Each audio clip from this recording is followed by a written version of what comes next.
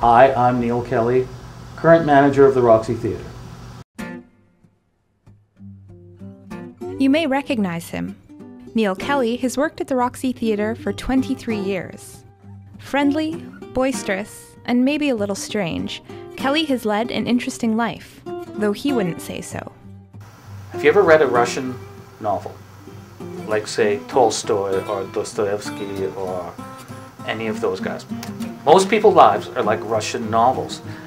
The events in them aren't as interesting as the people's reaction to the events.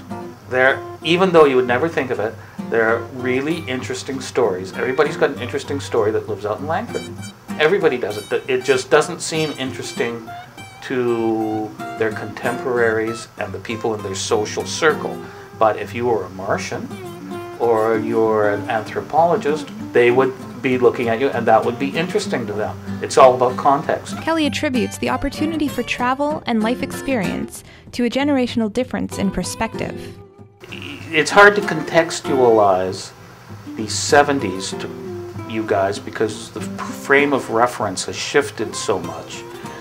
But it wasn't unusual for people just to take time off and leave higher education and go do something else. Kelly has traveled all over the world and spent time as a civil servant, a college prof, a real estate speculator, a sommelier, and in radio and film production, picking up a few languages along the way.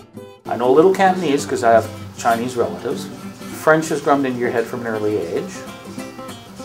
Spanish and Italian are much more similar languages than not. Japanese is easy to learn. German, Latin and Greek because it's easier to read history. One of Kelly's most interesting traveling stories was during the 1992 Havana Jazz Festival in Cuba. Kelly set out with friend Howie Siegel to find Cuba's most famous dictator. Howie decides that we're going to go meet Castro. I go, okay, because why not? We're in Cuba. So we go stake out where Fidel Castro's speaking. So he's trapped a bunch of his fellow countrymen in this hall and he's haranguing them for television. So it's us and the BBC. And Howie's got a press pass from Check 6 or Podunk Radio. So he's in a fight with a producer from the BBC over access to Castro. It's Havana. It's warm.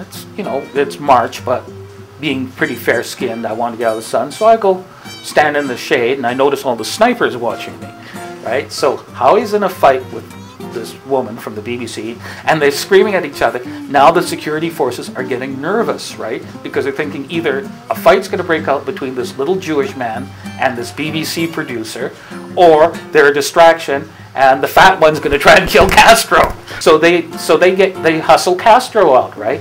And Castro comes waddling on out, giant guy, right? And he kind of goes like this, and we look at each other, and then he looks over, and here's Howie and this BBC producer, and President Eddie said, no, I'm only speaking to the Cuban people today, right?